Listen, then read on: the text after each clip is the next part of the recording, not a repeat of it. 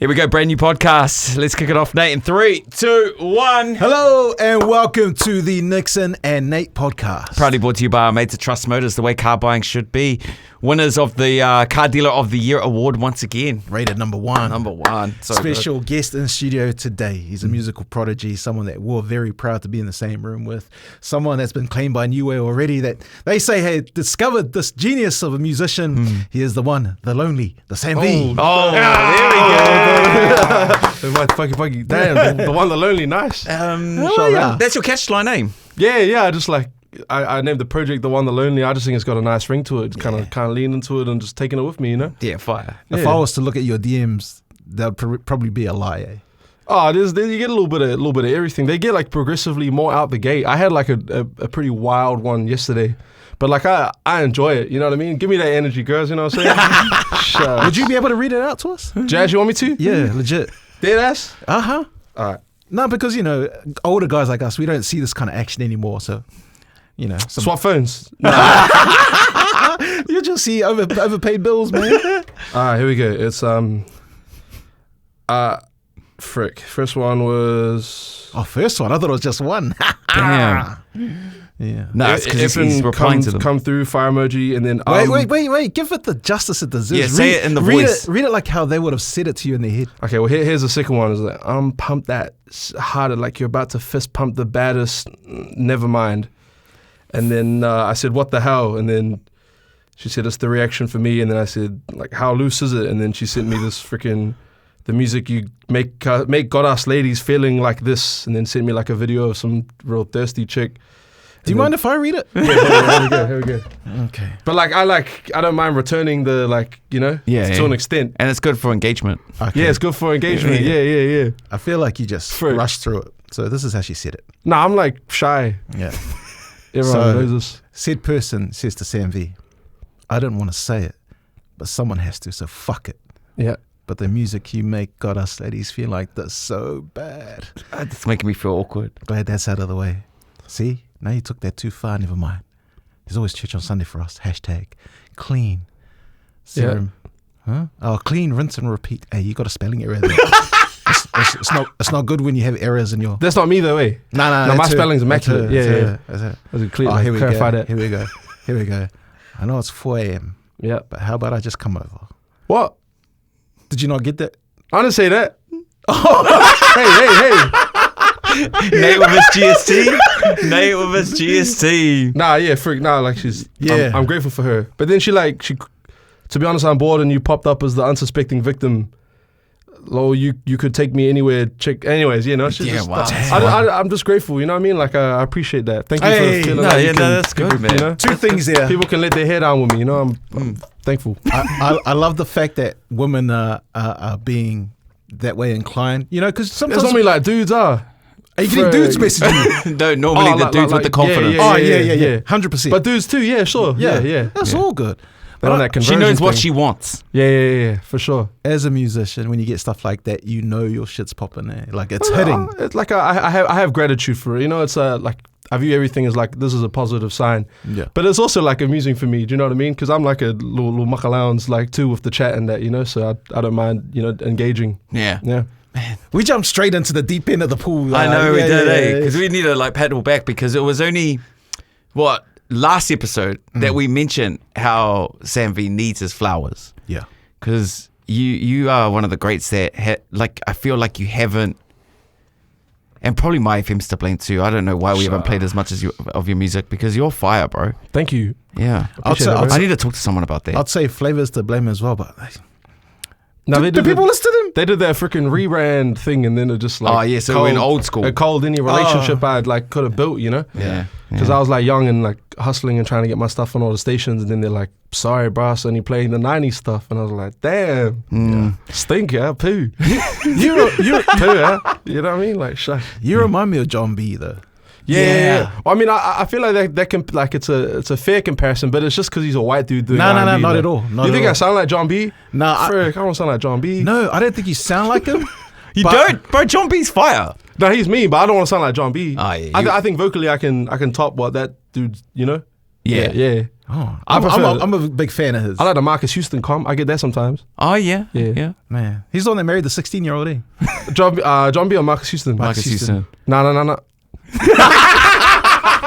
he married a 20. He married a Can Tongan, you guys have a Tongan chat? lady. I'm gonna. You had Married a this. Tongan lady. You had this evolution, Nate. Because I mean, if you go back and look at Sam V on YouTube, like he's had this like full. You've had like this full like 180 moment of looking a certain way, sounding a certain way. Yeah. To you now. Obviously, that's growth. Oh yeah. Freaking. But like, where did this whole thing start for you? Music? Was it a school thing? Was it a church thing? Family thing? I can play it, bro. My parents discovered that I could sing when I was maybe 4 years old, and Yeah. then I did an interview, I think on the Breeze or something, and they were like, "There's this kid who's a character, and he can really sing." Yeah. And they interviewed me, and then they got me to sing some Michael Jackson songs. I'll play it. Oh, that's a big. Yeah, this is. Today I'm speaking to Sam, who's still 4. Is there any other Michael Jackson songs that you can think of that you want to sing before you go? It's not me. Like he could have sung better. Walker? Want me to try? I could get the tomatoes in the boot. I can find but can name a tray. See, this is why I was pitchy this. Just get the man in the boot. With the man make but shop. Hey, shout out 4-year-old You know what I'm Sam V. Shout out 4-year-old Yeah, Sam V. He was cooking, but I think the thing about that is that my ears were on, like that's the same key that Michael was singing. I had like good relative pitching even at like 4 years old. So my parents started entering me in singing competitions, started posting on YouTube on my behalf when I was 7 or 8. That's like the OG days where if you post the cover of a song, it's the first time that song's probably been covered on YouTube. Yeah. Are your parents musical? My old man plays guitar. Because it would have taken them to recognize that you got something, right? Because Yeah. Well, my old man used to play all the R&B jams when he was on the Source, and then he'd freaking pass out, but be loud as. And you're still there. Well, by osmosis, I'm inheriting all this information, all this data, and replicating it. And then they started entering me in competitions, started like the YouTube thing, and then I got signed when I was 11 on like a development deal, and then signed by like a Dawn Ray conglomerate when I was like 12, 13. Wow. So that was like Brother D and Andy, like. Damn, you've really been kind of putting work sniffing in around. for a very long time. Oh, bro, like I'm like the youngest OG. Like I've seen all like so many different iterations and generations of New Zealand music. Yeah, was that DNK? DNK World Music, Carnell? bro. Yeah, it was Carnell, Nick Williams, and Daniel Love. Oh, damn. They would. I remember. I think when they came around to my FM back in 2010, 2011. Yeah, They came out and they came with Donnell Lewis. yeah, young Donny, baby Yeah. Donny. Yeah, like even pre-missing My Love Donny. Yes. And Ricky OK and myself were the three that they were building up. So my introduction to a lot of that stuff was early. Yeah. Even like I think I opened for Swiss in a club when I was 13. So I got like real early. I had all these pretty dope experiences, but like at the same time learned how to and not to manage people, especially young people. So getting you ready for what you experience now. Oh, for sure. I mean, like, by the time I was 17, I'd seen a lot of, what are the do's and don'ts, you know? Yeah. Yeah, because how old are you now? For like 21 or something? No, 27. Yeah. Oh, man, you were young. Yeah. But yeah, you've seen a lot. I feel like we would have crossed paths, especially in those days when you were Yeah, opening for sure. for Swiss. We'd like exchange some like cold glares or something, you know what I'm saying? Like some glances or something. What's this kid doing here in the nightclub? Where's his parents? Man. Yeah. How's life now? No, it's cool. Like I've been doing the music thing full time for the last 3 years. What were you doing prior to that? Bro, I was working at AUT. So I was like my official job title was communications coordinator. Yeah. So I studied there. I was pretty keen on getting into radio, and then I kind of dabbled in it and realized I didn't actually really enjoy it. But What was it like being single and being a communications coordinator at AUT? I was pretty quiet when I was younger, man. Like I didn't really get like self-assured and like confident talking to the singers until I was a little bit older, bro. And, I was kind of towards the back end of my tertiary journey when I started freaking playing the field a bit, you know what I mean? Yeah. But I think I always liked brown girls, and there weren't too many in communications, you know. Really? Oh, but now? Oh, there's more coming through. Yeah, There's heaps now. Have you expanded your horizon, or What does that mean? like your vision? Has it widened a bit as far as what I just love beautiful people, you know what I'm saying? Like, beauty is beauty, brother. You know what I'm saying? Anyway, last four. Give me the last four ethnicities. Ah, shucks, they're really good. I mean, You weigh in? This is the only way to address a politician. Yeah, true. Yeah.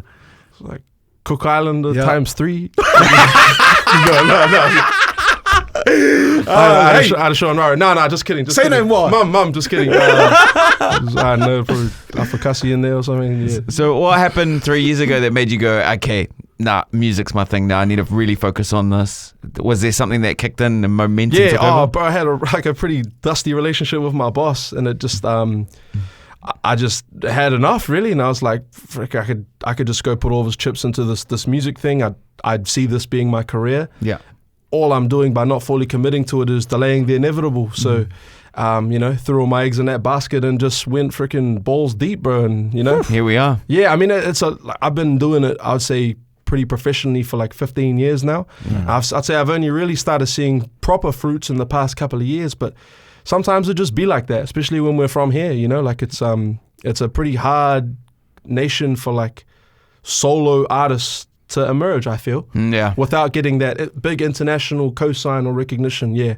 But it's all good because it's really fulfilling in the sense that I'm learning everything as I go. Like I'm like a young OG, but accruing all of the necessary business skills, social skills, and musical skills to be the best. So Yeah, that's the goal. What's the hardest part of what you do? It's obviously not the music itself, but what's something you go, oh fuck, I can't believe I have to do this just to be a musician? Oh, I mean, it's probably social media. Like objectively, people would say that I'm really good at social media, but I don't necessarily like it. It's a means to an end, and it's necessary just to keep the thumb on the pulse and keep moving. We don't get to switch off. Like even when we're out in town or when we're out, it's like, I mean, it'll be similar for you fellas. It's like being public figures. There can't really be an off switch, or if there is, you have to be wary of who you're around. Yeah. I feel like you get one chance, so you might as well just do it big. Nah, everyone knows Yeah, I'm yeah. a dick now. Yeah, for sure. Everyone knows not to touch my back. I just say like, if things are questionable, I mean, is it on brand? Yeah. Do you know what I mean? Probably. It's a shit way to live, though, right? Like sometimes, because humans are complex creatures, Yeah, we are, man. But I think we sign up for it. Like if your goal is to be a hugely like successful, prominent, prolific artist who's recognized, it kind of comes with the territory. And I think because I was quite used to it quite young, I don't mind it. I still enjoy it. For me, like while I can still enjoy connecting with fans and that, and it's at a relative level where I'm not getting like killed. Yeah. Like, And in all life, good. there's always a price to pay, right? Yeah, for sure. So you assume that what you're paying for is going to pay off at the end. So for when you say it has to be on brand, and you put in all these years to get to this point, Yeah. and at the end of that line, you go, fuck, it didn't work out. Yeah, for sure. So you're like, maybe I should have just done what I wanted to do. Yeah, just do it. I Yeah. mean, we all got an expiry date. You may as well just go, full noise. Yeah. I think one thing I appreciate about you as an artist is that I don't see singers, R&B artists in New Zealand they're not sexy, and they think sexy is a look. I'm not saying you're not good looking, but you have an energy and a presence about you where you can just make women go, fuck. For example, Thanks, man. your Speaking on DMs. behalf of the ladies, man. No, Shit. No, but also it's the confidence he has too. He's Yeah, very yeah. confident. Why is it for like the New Zealand music scene, the R&B scene? Why aren't they like more like you? Why are they shy? Man, I mean, I look at it like, what's our ideal of like a framework, a person, like a hegemony, like it's like the All Blacks, right? It's like humility, being grounded. It's all about the team, all about the co-papa, whatnot. Like, so we don't really have individuals per se. That's why I think Adesanya probably kind of struggles with it a bit too. Like, you got people with real distinctive. I mean, like Rico Ioane will say something on social media and everyone's cutting them down. Do you know what I mean? So I feel like that kind of extends to our artistry too. Yeah, we love our groups. Yeah. You know what I mean?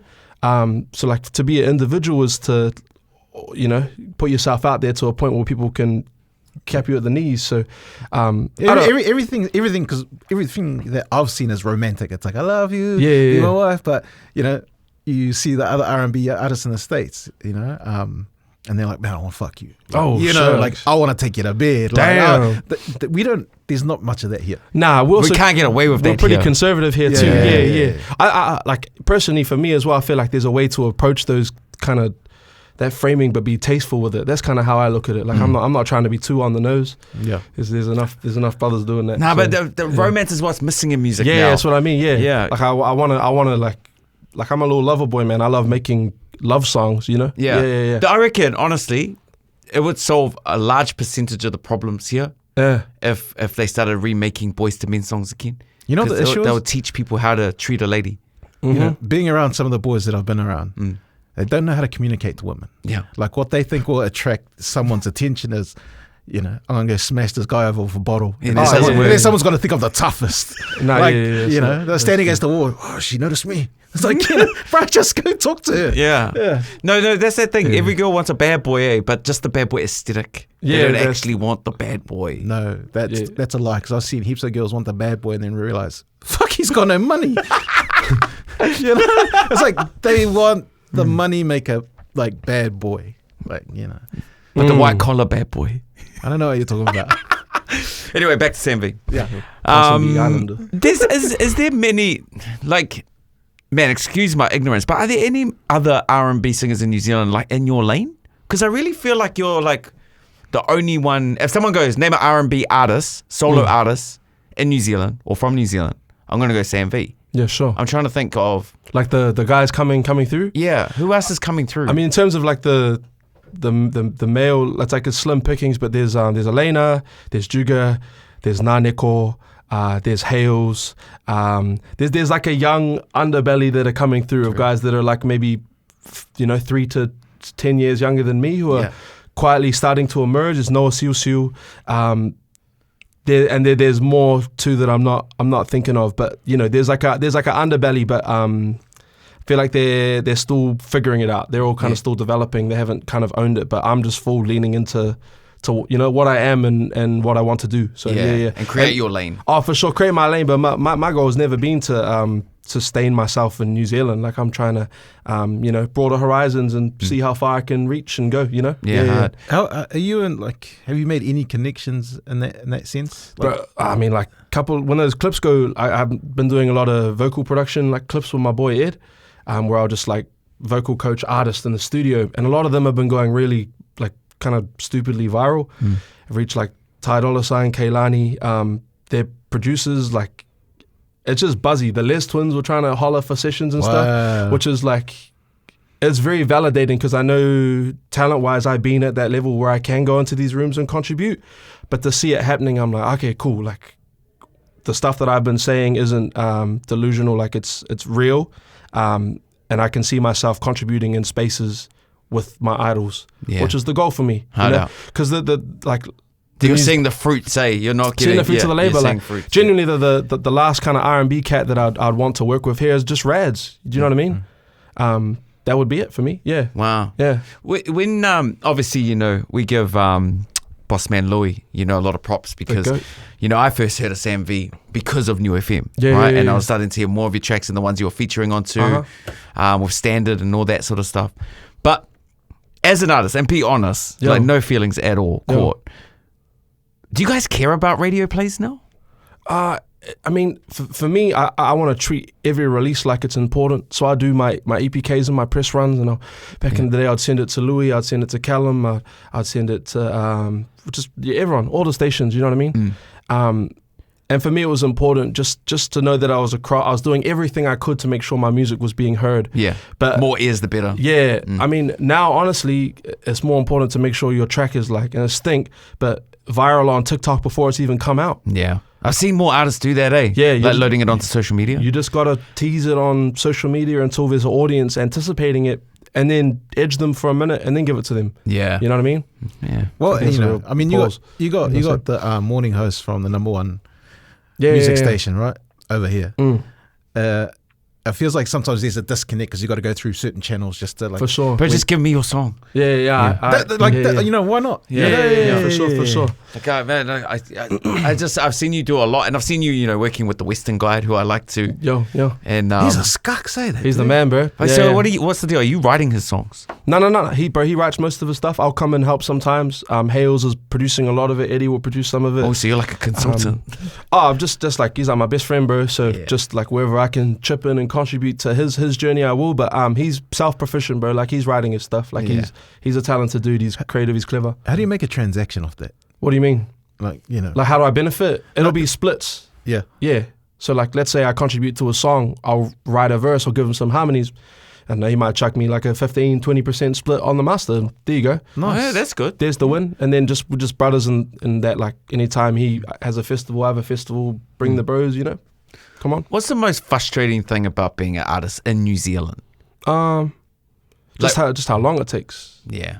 you know. Do you reckon, is it because we're so isolated from the rest of the world that it's hard to capture people's attention? I think so. I think we're just like, people are real comfortable with what they already know, so introducing them to something new can sometimes take a really long time to get over. Yeah. So that's probably frustrating, but I've also learned to be all good with it. I remember when I was like 23, 24, I used to get real pressed about it because I was like, bro, why is this stuff taking so long? Like, I feel like I've been at like a level where I could be headlining a stage for ages, and it just wasn't happening. But there's like a real process and a journey in all of it. Like, you know, my documentary will be cool, like the come up, you know.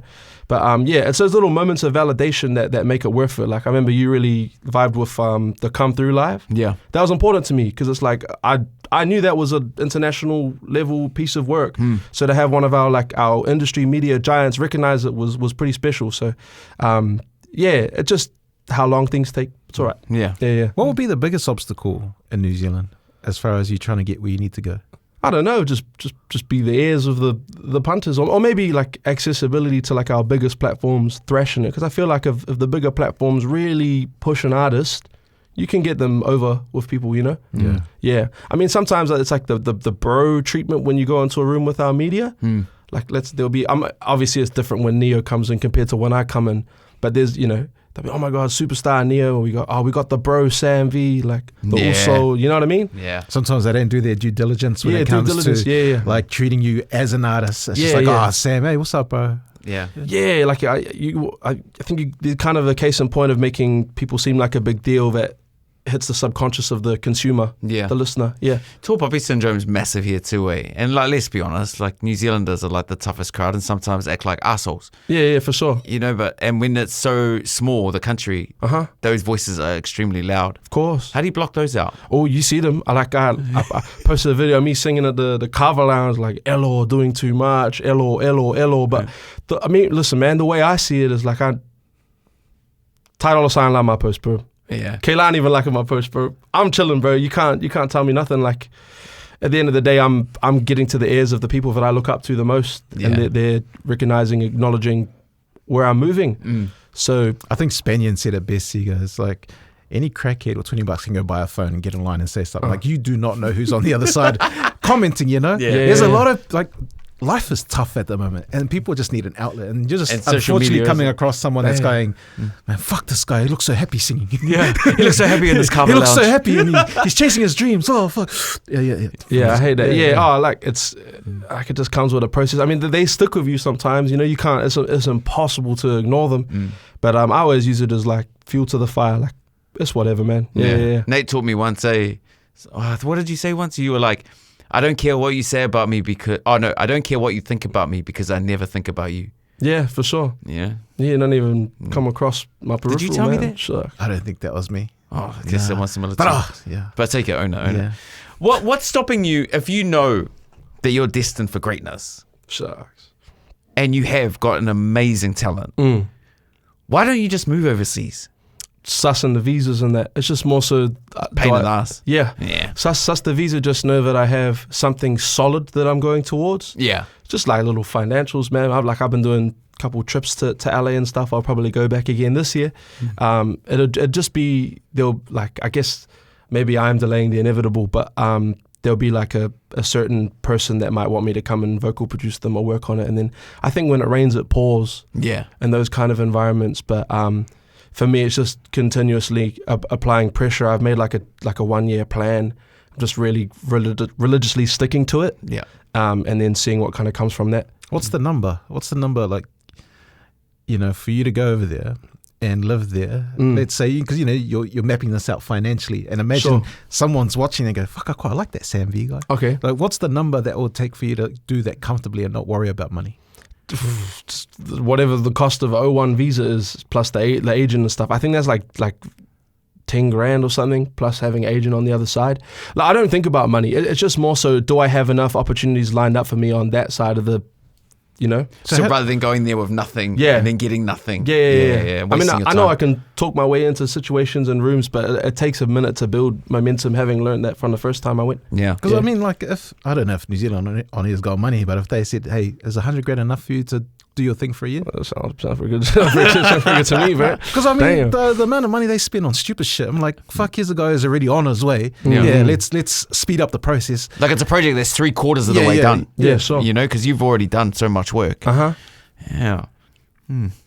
Yeah, I'm not sure what it will be. Like, it's maybe someone wants me to come and do backing vocals for them, or someone wants me to come write, vocal produce. So just there'll be some form of door that opens. Like, I mean, yeah.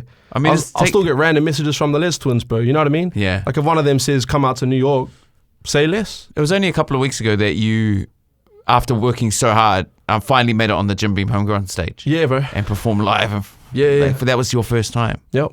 Man, that's crazy. Yeah, I know. It was my first time. I was on pretty early, which is, That is what it is. How, wait, before you carry on, like being early on stage at like a festival, is it hard to like give it your all when you look out and there might be 2, 3, 4 people in the crowd?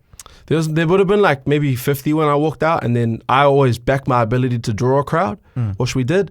But like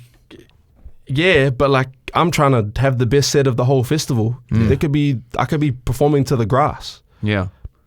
I still want to know I went out there and had the best set. Do you know what I mean? And people go, man, you should have checked out Sammy. Exactly. Sammy V." Yeah. Like I had some like reviewers send that through and stuff, and they were like, "Nah, me." So, Yeah. You're a better man than me. I would have walked out.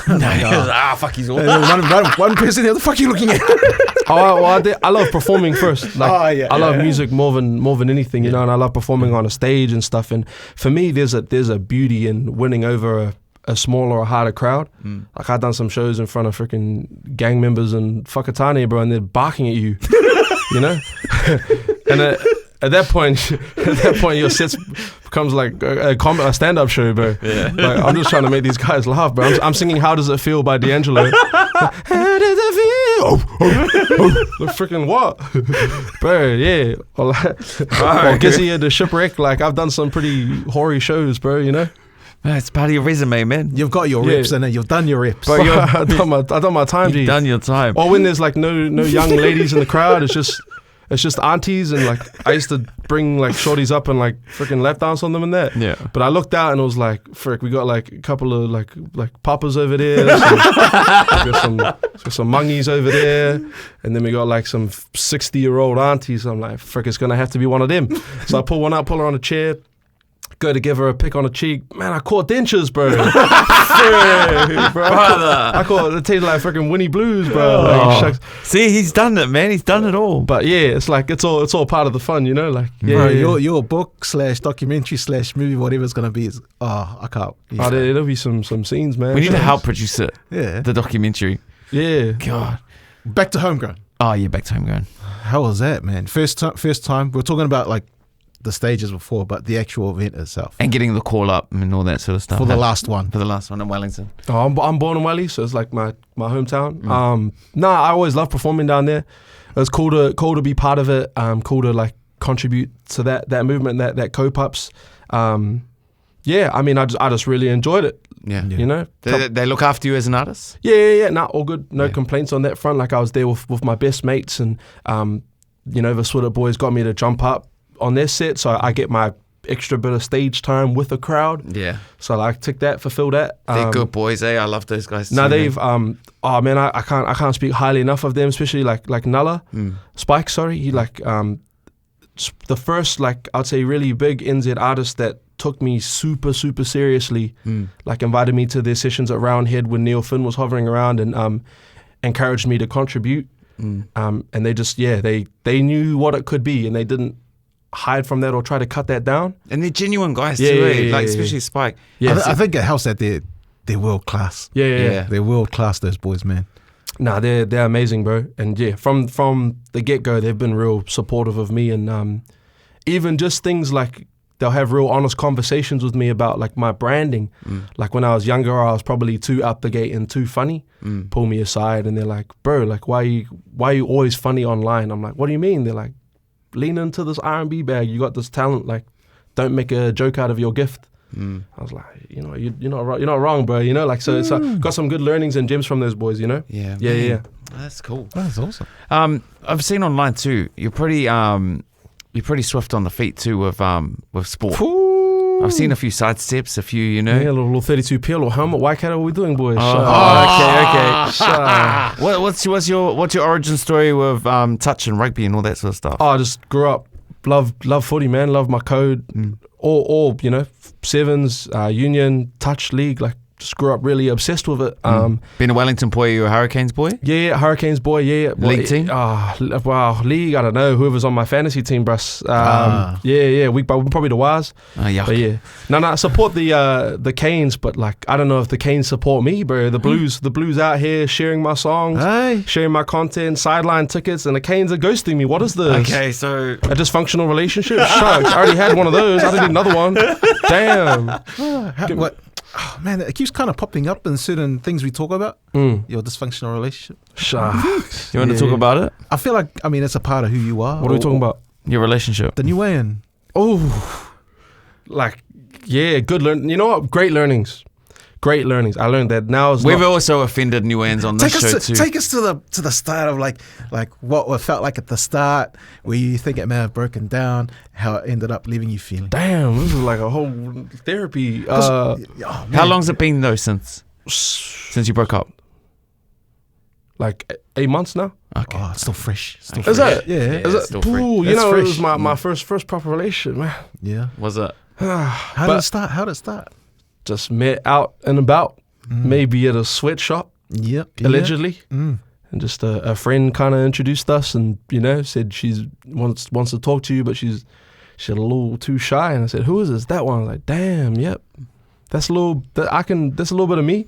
Had a little conversation, really hit it off, and you know, real genuine, kind, passing human being. Yeah. And then hit it off, and then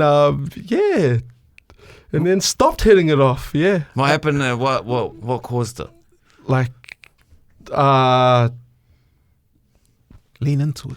yeah, I like as we're talking about publicly on like a platform like this is kind of crazy, but I just like heard other parties. Do you know what I mean? If you get what I'm saying? Yeah. Yeah. Well, did they come before you, or kind of lingering around, or I think both. To be honest, I don't know. And there's like I can see you're trying to be respectful. I'm trying to be because it was my first man. Like, it's I still held a real special place for what was that for my mate. What was that? How did that feel? Oh man, it sucks. Honestly, it's pretty. There's a little situation where the ex freaking broke in when we were sleeping, bro. Turned on the light, you know, like, and I was like, "What's going on?" Texted Western Guide. Yeah, my bro was there in 10 minutes. Cowboy hat, waiting outside, like go. furious, you know, like. So like, yeah, love for him and love to my team and my people helping me through that situation. But like, honestly, it hit like a hard reboot and a reset for me. I was like, I wasn't putting all my eggs in the music basket at that point. I was, lost in the. Because love's strong, bro. Love is very strong, man. It's very strong. Yeah, no, I was taken away from what was really important to me and what was actually going to push the wheel forward. So it was like a factory reset. You know what I mean? But it's crazy how you get those. You know, those moments yeah. of realignment.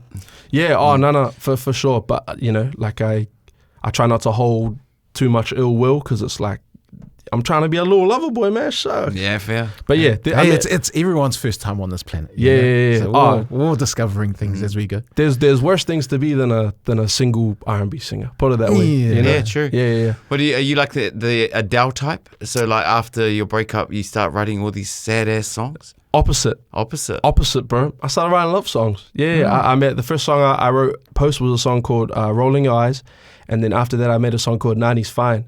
Just really like got into my bag. I was super locked in and just real motivated. That period straight after was like some of my best work. Wow. Has it made you more cautious though? Like, are there certain things that you look out for now? Like hardened heart? I wouldn't say I look out at all. Like I just don't. I'm not focused on. Like, I'm not trying to have relationships at the moment, you know? Yeah, no, what I meant was like, because obviously you've got an influx of people that want to talk to you. Sure. And you're like, nah. No, focusing on music. Like, or if it happens, it happens. Or are you against it? I have fun. Like, I'll go and I'll let my hair down and enjoy myself. But like, I'm a bit cautious about where I'm spending my time now. Yeah. And how much I'm investing in, like if I'm investing in a person, you know, Yeah. I don't want to invest in a person. I got to invest in myself and my team. Yeah. How many songs you reckon you've recorded in your career?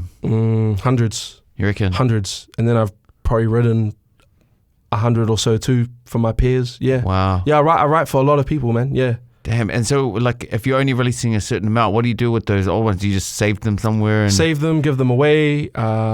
Like, What's something that you've written and you're like, man, I wish I'd have kept that for myself? it's not out, but 2 years ago, I worked on a project for Kenyon Brown. And I wrote maybe 4 or 5 songs for him on that project. And there's 2 songs on that I'm really like, should keep that.